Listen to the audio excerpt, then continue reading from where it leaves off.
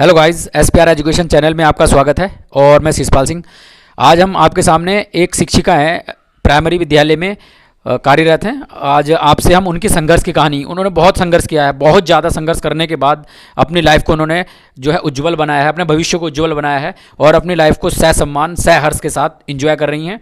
आज आप उनके उनके संघर्ष की कहानी आप उन्हीं के मुँह से सुनेंगे। ठीक है, चलो हम स्टार्ट करते हैं।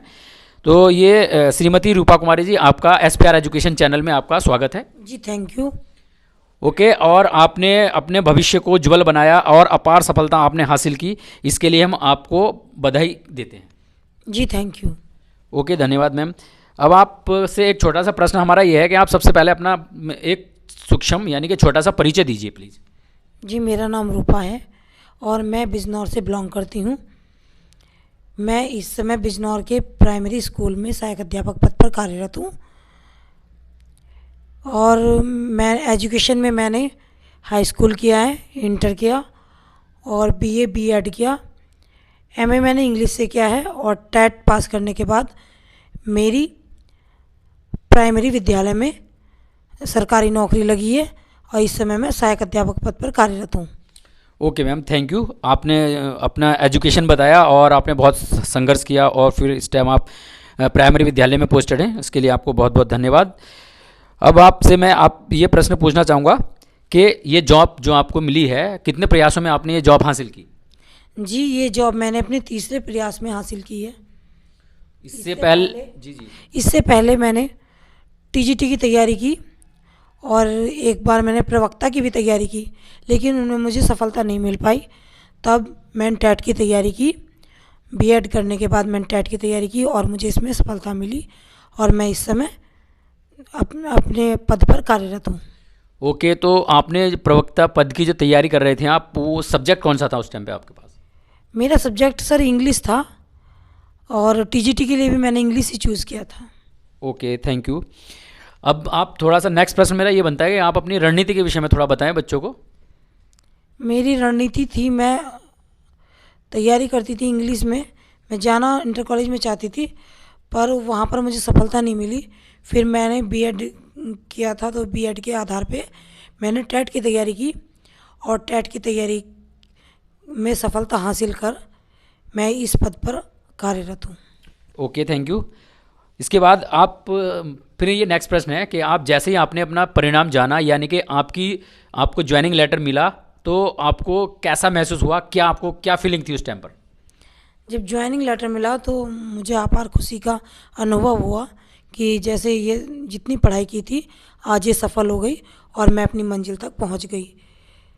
लेकिन सबसे ज़्यादा खुशी मुझे तब हुई जब मैंने प्रथम बार बैंक में अपनी सैलरी चेक की। जब मेरी सैलरी आई तो उसके बाद मुझे बहुत ज़्यादा प्रसन्नता हुई और जब मैं बैंक से घर तक आई तो मुझे ऐसा लग रहा था जैसे मैं आसमान में उड़ रही हूँ। अच्छा, ओके ओके, यानी कि आपको पहली सैलरी देखकर ऐसा लगा जैसे आप आसमान में उड़ रहे हैं। जी। ओके ओके, गज। और क्योंकि वो अपनी जो पढ़ाई की थी बचपन से लेकर अब तक, उसकी मेहनत का परिणाम था, वो एक पुरस्कार था हमारे लिए जो बहुत देख के बहुत अच्छा लगा। ओके ओके, बहुत अच्छा, बहुत बढ़िया। आपने अपना बता रहे हैं आप, बहुत बढ़िया। अच्छा, उसके बाद आप बताइए कि आप पहले क्या बनना चाहते थे?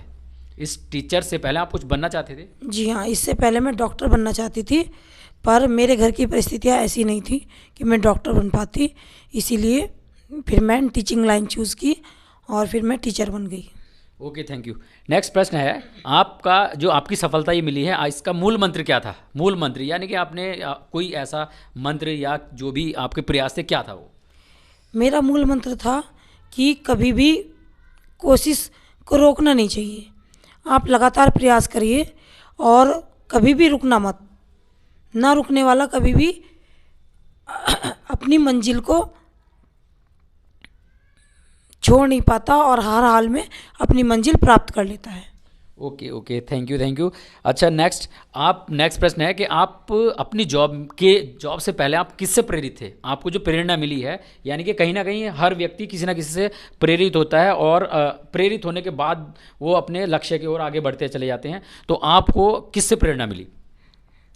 सबसे ज़्यादा प्रेरणा मुझे अपने पापा से मिली। मेरे फादर पहले से गवर्नमेंट टीचर थे और अब इस समय वो रिटायर हैं। अब उसके बाद मेरे ब्रदर इन लॉ वो इंटर कॉलेज में लेक्चरार हैं, तो मुझे उनसे प्रेरणा मिली लेक्चरार बनने की, जो मैं प्रवक्ता की तैयारी की, लेकिन उसमें मुझे सफलता नहीं मिली। तब मैंने टेट की तैयारी की और मुझे इसमें सफलता मिल गई और मैं अपने पद पर पहुंच गई। ओके, तो आप टैट के विषय में थोड़ा कुछ अनुभव बताओ, क्योंकि बिना टैट के कोई भी व्यक्ति टीचर नहीं बन सकता, यानी कि प्राइमरी हो या उच्च प्राइमरी हो, दो प्रकार के टैट होते हैं। उस टैट के विषय में आपने जब पहला टैट हुआ था 2011 में, आप बता रही हैं कि 2011 में आपने टेस्ट दिया था, टैट दिया था, जो सबसे पहला टैट था, तो आपको क्या अनुभव थोड़ा उसका शेयर करें। सबसे पहले सन 2011 में मैंने टेट की परीक्षा दी और उसी वर्ष मैंने उसको उत्तीर्ण किया। प्राइमरी का भी और उच्च प्राइमरी का दोनों टेट मैंने उत्तीर्ण किए। उसके लिए ये है कि आप कक्षा 1 से लेके 8 तक की सारी बुक्स को अच्छे से अध्ययन करें, जो मैंने भी की थी अपने समय में, और साइकोलॉजी सही से पढ़ें, मनोविज्ञान, और थोड़ा सा मैथ अच्छा होना चाहिए, और जीके, और अपने सब्जेक्ट पे हिंदी, अपने सब्जेक्ट पे थोड़ी सी कमांड होनी चाहिए। इससे आपका जो टैट है वो आसानी से क्लियर हो जाएगा और आप उत्तीर्ण हो जाओगे। जी, अपना टैट का अनुभव बताइए आप, जो आपका टैट में जो प्रॉब्लम आपको फेस हुई। मैम को एक आप ये जिक्र कर रही थी कि थोड़ा मुझे प्रॉब्लम हुई थी, क्या प्रॉब्लम थी आपके सामने, किसी की ये प्रॉब्लम ना आए जो टैट देने वाले विद्यार्थी हैं, आप वो थोड़ा ध्यान से सुने। जी, मैंने टेट की तैयारी आफ्टर मैरिज की थी, जब मेरी शादी हो गई थी। उस समय मैं प्रेग्नेंट थी और मैंने सन 2011 में टेट की तैयारी शुरू कर दी। मैं टेट की तैयारी लगातार करती रही और फिर जब मैं एग्ज़ाम देने के लिए गई, जबकि मैं एक दिन पहले पहुंच गई थी अपने सेंटर पे, लेकिन मैं सेंटर देख नहीं पाई थी। मुझे जिस व्यक्ति के साथ भेजा गया उन्होंने गलत सेंटर देख रखा था, और जब मैं उस सेंटर पे गई तो वो वास्तव में मेरा सेंटर नहीं था। वहाँ पर मुझे मना कर दिया गया कि आपका कोई और विद्यालय है। तब मेरी हालत बहुत ज़्यादा ख़राब हो गई थी, बहुत ज़्यादा दयनीय थी, क्योंकि मैं इतनी मेहनत करने के बाद, अपनी प्रेगनेंसी में मैंने बहुत मुश्किल से मेहनत की और उसके बाद मैं एग्ज़ाम सेंटर पर नहीं पहुंच पाई थी। मुझे ऐसा लग रहा था कि अब तक की पढ़ाई सब बेकार हो गई और जीवन उद्देश्यहीन हो गया। फिर भी मैंने हार नहीं मानी और मैं अपने सेंटर को लगातार तलाश करती रही। फिर अंत में मैं अपने सेंटर पर पहुंची, जहां मुझे मात्र 1 घंटे का पेपर मिला, जिसको मैंने धैर्य से किया और उसमें उत्तीर्ण हुई, और उसी के आधार पर मेरी आज सर्विस लगी है और मैं अपनी सर्विस पर कार्यरत हूँ।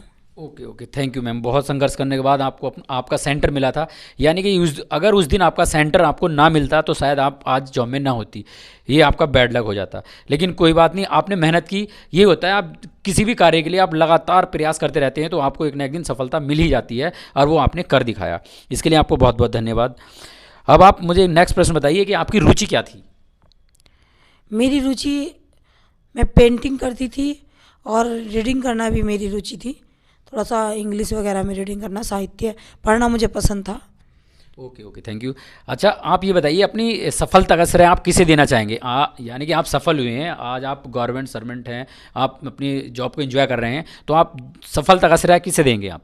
मैं अपनी सफलता का श्रेय सर्वप्रथम अपने माता पिता को देना चाहूँगी, क्योंकि अगर वो मुझे नहीं पढ़ाते, बीएड नहीं कराते, तो मैं टेट नहीं कर पाती और शायद मैं यहाँ तक नहीं पहुँच पाती। और उसके बाद मेरे पति ने बहुत संघर्ष किया है मेरी जॉब के लिए, मैं अपने पति को भी श्रेय देना चाहूँगी। ओके ओके, धन्यवाद, थैंक यू। आप अपनी सफलता का श्रेय आपने अपने परिवार को दिया, ठीक है, बहुत अच्छी बात है। नेक्स्ट, आप लास्ट प्रश्न मेरा यह है कि आने वाले जो विद्यार्थी हैं, आने वाले छात्रों के लिए आप क्या सुझाव या क्या आप उनको क्या संदेश देना चाहते हैं। मैं आने वाले विद्यार्थियों के लिए, युवा पीढ़ी के लिए केवल यही संदेश देना चाहती हूँ कि अगर आप अब लगातार प्रयास करते रहेंगे और कभी नहीं रुकेंगे, कभी हिम्मत नहीं हारेंगे, लगातार प्रयास करने पर आपको सफलता ज़रूर मिलेगी। और पढ़ाई सच्ची लगन से कीजिए, अच्छे से कीजिए, ज़रूर सफलता मिलेगी और आप नौकरी पर ज़रूर पहुंच जाओगे, अपनी मंजिल को प्राप्त कर लोगे। ओके, धन्यवाद, thank you. SPR education channel में आपका बहुत बहुत धन्यवाद, और आप आए, आपने अपना कीमती समय में दिया। ओके मैम, थैंक यू, धन्यवाद। थैंक यू, धन्यवाद।